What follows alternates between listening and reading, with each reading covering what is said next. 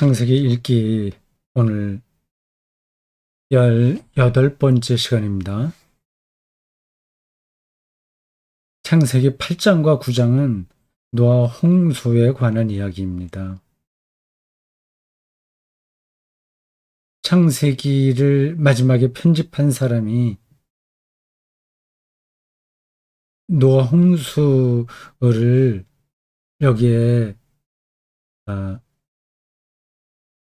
편집한 거잖아요. 들어가지 않을 수도 있었는데 거기에 넣은 겁니다. 좋은 이야기만 계속 하는 게 더 좋지 않은가 하고 이렇게 생각할 수 있습니다. 하나님 말씀을 그렇게 인류 전체에게 내리는 재앙을 끌어들일 게 뭐냐 하는 생각이 가능하죠. 구약 창세기에 노아 홍수와 같은 전 인류, 전 지구적 차원의 재앙이 나오고 또 신약 성경 마지막 대목에는 또 마찬가지로 묵시적 종말에 관한 이야기가 나온단 말이죠. 그래서 성경은 창조와 새하늘과 새 땅의 완성이라는 관점에서 기록되었으나 동시에 그것은 인류 멸망을 가리키는 겁니다. 인류 멸망과 새로운 세계의 완성? 이게 같이 맞물려 있어요. 노아 홍수 이야기는 뭐 성경에만 나오진 않습니다. 고대인들도 인류가 그렇게 계속 가리라고 생각하지 않은 거죠. 언젠가는 멸망한다고 본 겁니다. 창세기를 편집한 사람도 그런 관점에서 노아 홍수 이야기를 이 창세기 앞단락에 기록했습니다. 아브라함 이야기가 나오기 전이에요. 1장부터 11장까지를 구약 성서 학자들은 원역사라고 분류합니다. 우어 데시테라고 해요. 모든 역사의 근원이 된다는 거지 1장부터 11장이 실제적인 역사라고 하는 건 아닙니다. 그냥 원역사라고 해요. 역사의 원천이라고 하는 겁니다. 그 역사의 원천에 노아 홍수가 들어가 있습니다. 인류의 미래가 어떨지 지금 우리도 확정적으로 말할 수는 없습니다. 한창 요즘 세계의 그 기상학자들과 인류학자들이 거론하고 있는 기후위기가 현실이 된다면 이 지구는 우리가 상상할 수 없을 정도의 카타스트로프, 대재난에 떨어지게 되는 거죠. 북극과 남극에 있는 그 빙하가 다 녹고, 그리고 또 높은 산에 있는 만년설도 녹고, 또 그것만이 아니라 아주 급격한 기후의 변화, 한쪽엔 지나치게 가물고, 한쪽은 너무 비가 많고 하는 일들이 지구의 생태 균형을 무너뜨릴 수 있습니다. 그렇게 되면 그 지구의 최상위 포식자인 인류가 제일 먼저 멸망하죠. 제일 먼저 멸망한다고 하는 게 정확한지는 모르겠는데 가장 큰 영향을 받는 것은 분명합니다. 물론 그 밑에 하위에 속한 어떤 종들도 멸망하겠죠.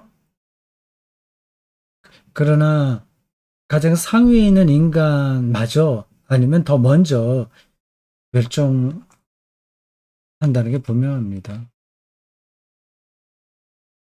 이런 말들을 우리가 여기저기서 듣긴 하지만 실감은 나지 않을 거예요.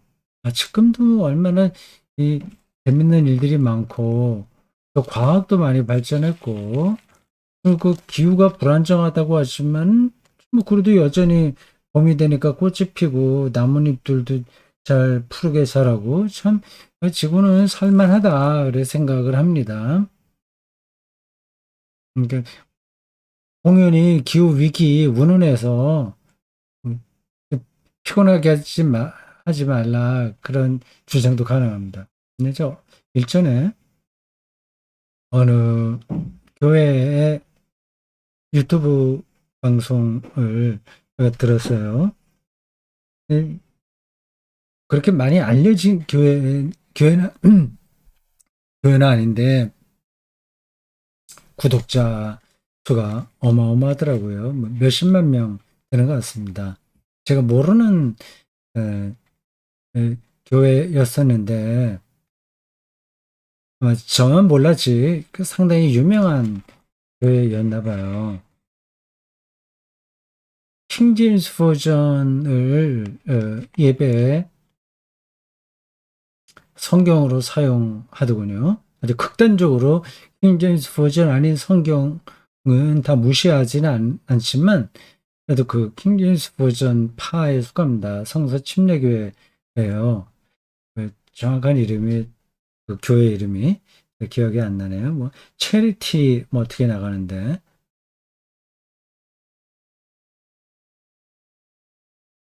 거기에 여러 강사들이 와서 수강을 많이 하네요.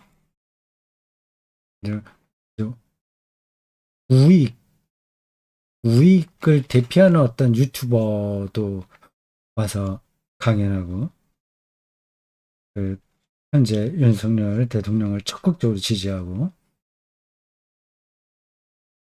또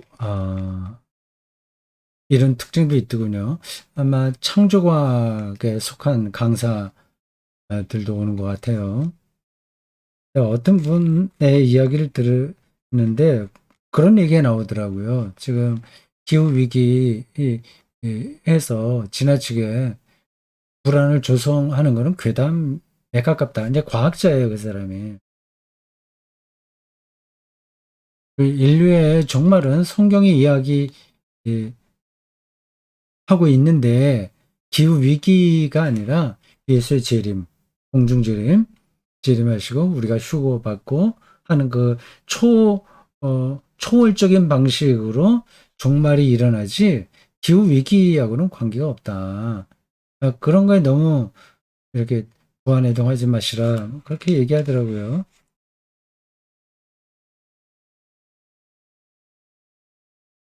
네, 뭐 본인은 그렇게 생각을 하고 있는가 봐요. 자, 그 얘기는 더 이상 길게 하지 않겠습니다. 기독교 신앙이 뭐 창조과와 그 과학 유사 과학에 떨어져서 성경을 오해하고 이 아주 현실에 대한 시각을 왜곡시키는 경우가 많습니다. 노아 홍수 이야기가 그것도 역사적 사실로 보시면 안 돼요. 약간 신앙적인 가르침을 이야기하는 거죠. 그리고 노아 홍수와 같은 그 신화들은 다른 데 많이 있습니다. 당연히 그럴 수밖에 없죠. 그 나일강에도 옛날부터 홍수가 많았고요. 그 바벨론 문명 그 지역에도 뭐 비슷한 이야기들 많이 있습니다. 그런데 노아 방주를 찾겠다고 나서는 사람들이 있을 지경이니까 성경을 얼마나 오해하고 있냐 하는 것을 우리가 알 수 있어요. 노아 홍수가 이제 8장부터 시작해서 미안합니다. 7장부터 시작해서 8장으로 끝났습니다. 그리고 9장에는 노아 홍수 이후에 하나님께서 인류와 어떻게 새로운 계약을 맺으셨는가에 대한 이야기입니다. 제가 앞에 처음 시작할 때 7장과 8장만 노아 홍수 이야기인 것처럼 말씀드렸나요? 그렇다면 그거는 교정해야 되겠습니다. 7장, 8장, 9장이 노아 홍수에 관련된 이야기입니다. 근데 조금 넓게 보면 6장도 노아 홍수와 관련되는 거죠. 거기에 노아 족보가 나오고 사람들이 얼마나 죄에 떨어졌는지에 대한 이야기가 나와요. 죄에 대한 심판이 노아 홍수니까 크게 보면 7장과 8장만 직접 그 홍수 사건에 대한 묘사이긴 하나 6장부터 10장까지가 노아 홍수 이야기라고 봐야 됩니다. 6, 7, 8, 9, 10. 그리고 11장은 바벨탑 이야기인데 사실은 이것도 노아 홍수와 같은 재난에서 우리가 멸망당하면 안 되겠다라는 생각으로 그 만든 그 탑이니까 높은 탑이니까 이것도 노아 홍수와 간접적으로 연관되다고 볼 수 있습니다. 그렇게 본다면 6장부터 11장까지가 다 이 노아 홍수 전승에 관련된 이야기입니다. 1장부터 11장까지가 원역사인데 여기에서 1장에서 5장까지만 빼고 나머지는 다 노아 홍수 이야기입니다. 그러니까 상당히 분량으로 보더라도 노아 홍수가 창세기에서 비중 있게 다뤄진다는 걸 알 수 있습니다. 고대 인류가 고대 다른 문명권도 그렇지만 창세기 이 전승에 속해 있는 이들이 인류 멸망을 생각했다 라는 사실을 알 수 있죠. 그건 죄와 연관되는 거예요. 만약에 기후 위기로 인류가 멸망한다면 이게 개연성이 그렇게 낮은 건 아니에요.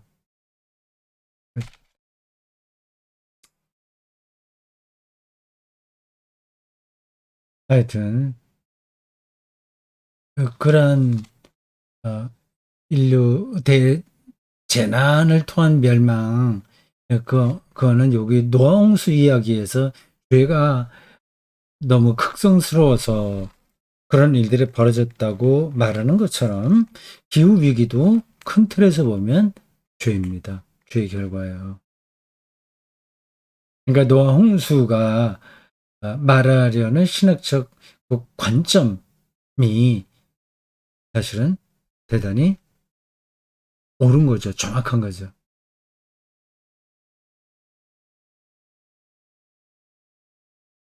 자, 9장 오늘은 1절부터 7절까지만 보겠습니다.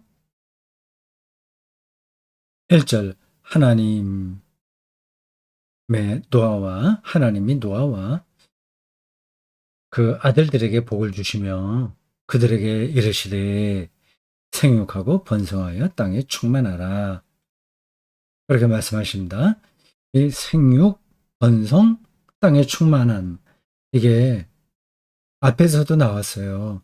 창세기 1장 28절 그리고 8장 17절에 나오고 또 뒤에 9장 7절도 나옵니다. 이게 지금 이 9장 1절에도 나온 걸 합하면 요 창세기 앞단락에서 4번이나 반복되고 있는 겁니다. 생육, 번성, 땅의 충만입니다. 고대 사회에서는 사람의 숫자가 워낙 작았으니까 자식들을 많이 낳고 그리고 사람들 곳곳에서 이렇게 퍼져서 많이 살고 그 땅에 뭐 전 표현대로 충만한 거가 가장 중요한 일일 수밖에 없습니다. 근데 지금은 사람이 너무 많죠. 지구에 사람이 너무 많습니다. 숫자가 일단 너무 많아요. 생육하고 번성하고 충만하라는 저 멘트가 나올 때는 아주 적었습니다. 근데 지금 너무 많습니다. 너무 많은 것만이 문제가 아니라 많게 되니까 그 많은 숫자의 사람 중심의 어떤 그 먹이사슬과 생태계가 재편성되는 겁니다. 짐승만 하더라도 지금 지구에 있는 짐승의 대부분이 가축입니다. 옛날에는 안 그랬어요. 다 야생 동물이었습니다. 가축은 얼마 안 됐어요. 지금 다 가축이에요. 인간이 키워서 먹는 거죠. 그를, 그렇게 하다 보니까 곡식 이런 것들도 다 가축이 먹을 수 있는 것을 대량 생산해야 됩니다. 여기서 벌어지는 문제가 뭐 한두 가지가 아니죠.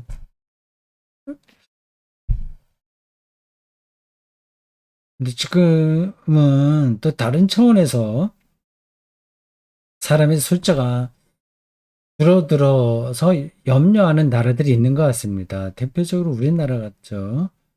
뭐 일본도 그렇다고 하고, 뭐 근데 많은 나라들이 그 인구 수가 줄어들어서 걱정을 합니다. 그게 정말 걱정할 일인지 아닌지 저는 아직 동의하기 힘듭니다.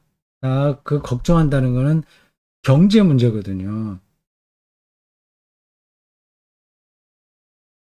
현재와 같은 상태의 경제 수준을 유지하거나 아니면 더 확장해야 되는데 이게 인구수가 줄게 되면 그게 줄어들지 않냐. 걱정된다.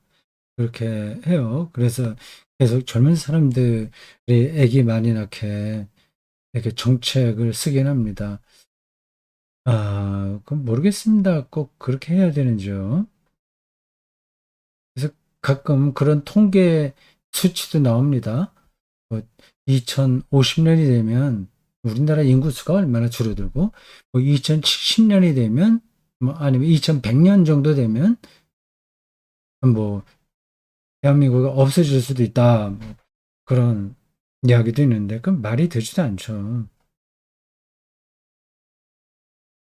지금 남한만 본다면 5천만 명 정도 되지 않습니까? 한 반수가 준다고 해서 우리나라가 어떻게 되는 건 아닐 텐데요. 2,500만 명 정도 되면 더 쾌적하게 살 만한 땅이 되지 않을까요? 모르겠습니다. 제가 그 현실을 잘 모르고 좀 비현실적이고 이상적인 그 신학적 이상주의에 떨어져서 그런 얘기를 하는지 모르겠지만 인구가 너무 많다 하는 것만은 분명하지 않습니까? 그 경제 문제만 조금 생각을 바꾸면 인구수가 좀 줄어도 문제가 아니죠. 어쨌든 고대 사회에서는 생육하고 번성하고 땅이 충만한 게 최고의 가치였습니다. 2절 땅의 모든 짐승과 공중의 모든 새와 땅에 기는 모든 것과 바다의 모든 물고기가 너희를 두려워하며 너희를 무서워하리니 이것들은 너희의 손에 붙였습니다. 음, 노아 홍수가 있기 전까지는 사람들이 식물만 먹었어요. 근데 요 노아 홍수 이후에는 동물까지 먹게 됩니다. 여기 3절에 나오죠. 모든 산동물은 너희 먹을 것이 될지라 채소같이 내가 이것을 다 너에게 주노라.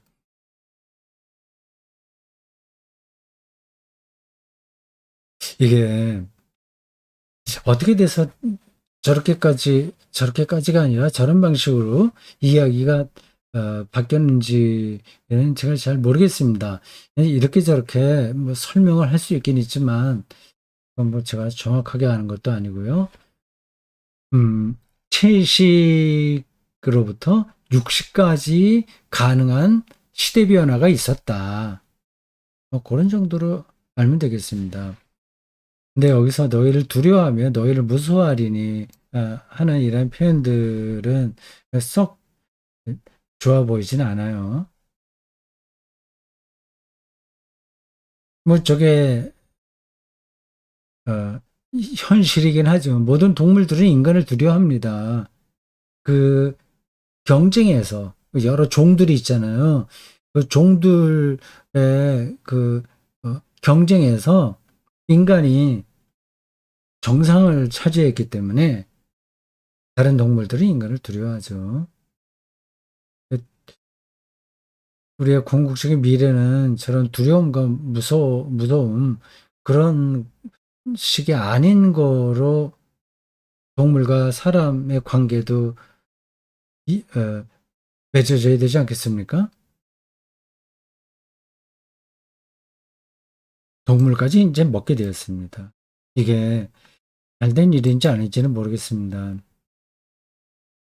저는 그 채식주의자들을 인정합니다. 또 존경하기도 하고요. 근데 그게 무조건 다 정답이다 이렇게 생각하지는 않습니다. 이 문제는 많은 토론이 필요할 것 같습니다. 채식만 먹고도 건강을 유지할 수 있다면 채식이 낫겠죠. 전문가들의 말을 사람 건강에 대해서 잘 알고 있는 사람들의 의견을 들어보면 채식만 갖고는 인간이 건강하게 살 수 없다고 하네요. 물론 여기서 어떤 게 건강한 삶이냐 하는 것도 또 논의가 되겠죠. 뭐 모두 전문적인 프로 운동 선수들처럼 그렇게 아주 체력도 좋고 그렇게 살아야만 건강한 건 아니잖아요.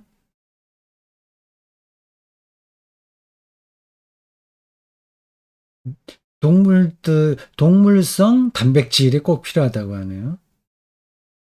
얼마나 그것은 정도껏 해야 될 것 같은데 현재는 지나치게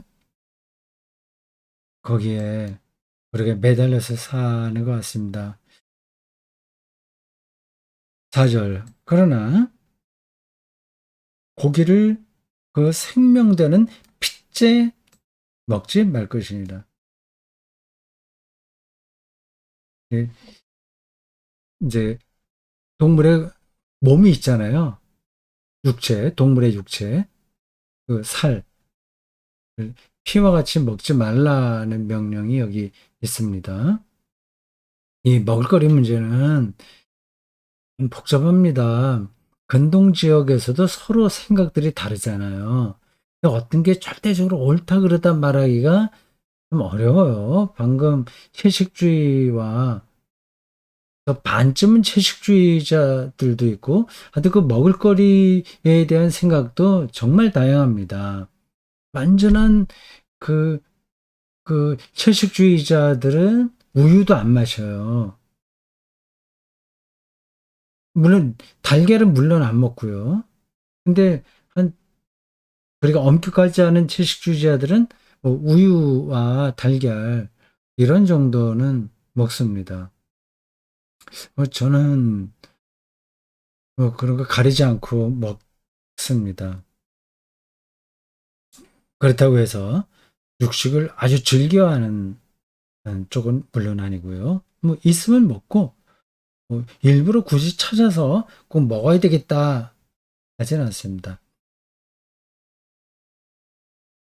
작년부턴가 언제부턴가 제가 정확하게 어, 일시에는 잘 모르겠지만 어떤 의사 선생님 말 듣고 달걀은 하루에 2개씩 먹기 시작했습니다. 아침에 하나, 저녁에 하나. 피째 먹지 말라. 그래서 그 근동 지역에서도 저 피를 마시는 민족들이 고대 근동이 있었습니다. 지금도 사실은 피 마시는 일들이 있잖아요. 어, 언젠가요? 1990년대인가 아니면 2000년대 초반인지 모르지만 그 곰 쓸개에서 나오는 피인가 뭔가 그거를 마시겠다고 곰을 사육해서 그 빨대 같은 거를 그 곰의 슬개에 꽂아서 피를 빼는 사업들이 있었습니다. 참 끔찍한 일이죠.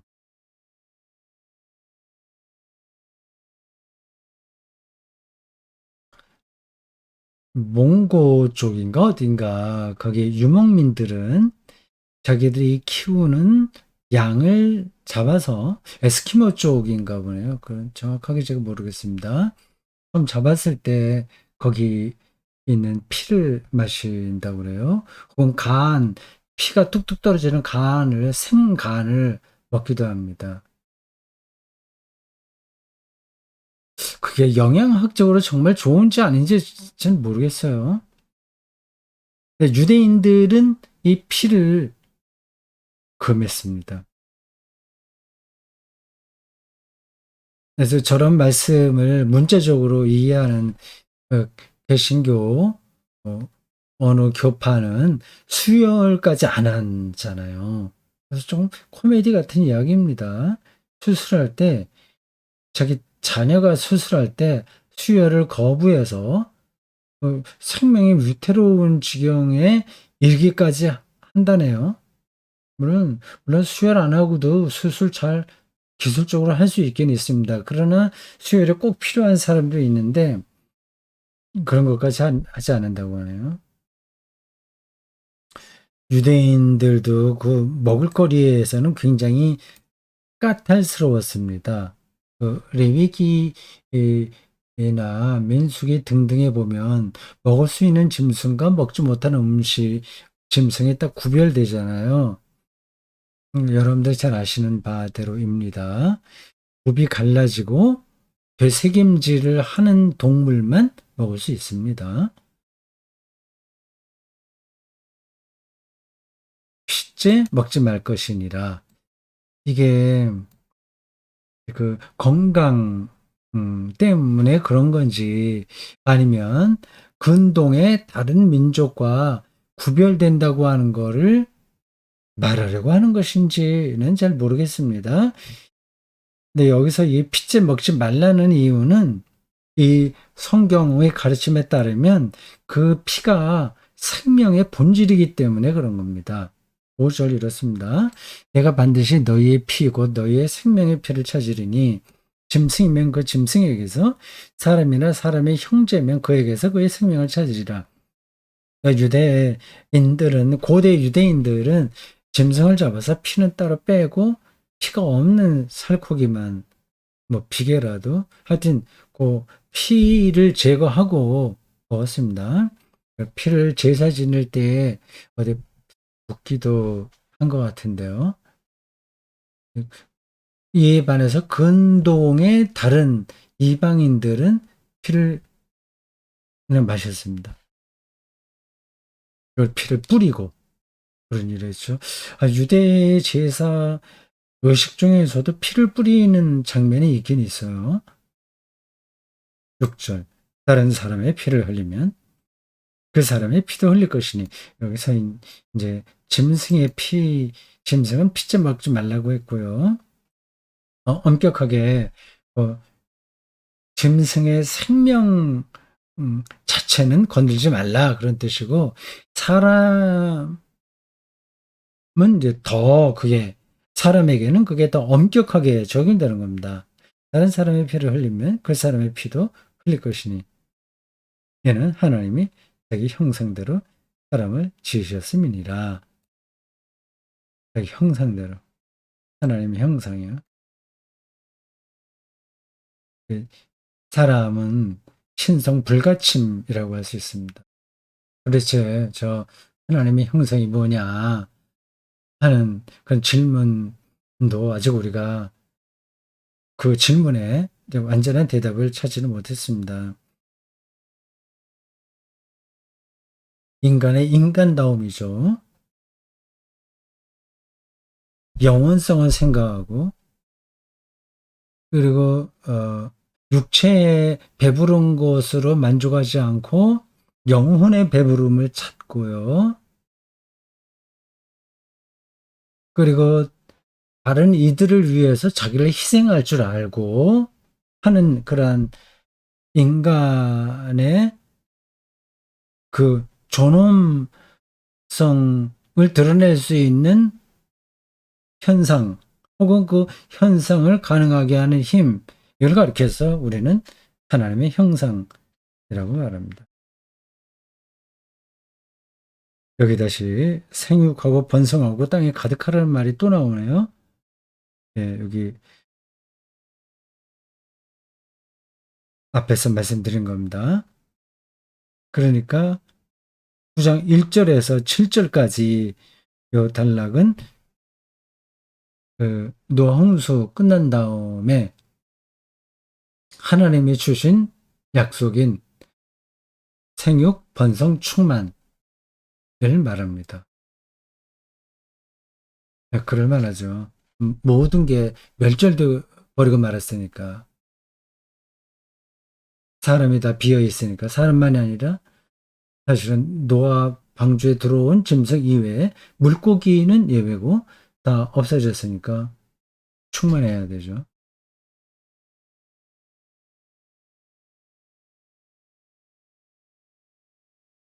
예. 인간의 죄로 인해서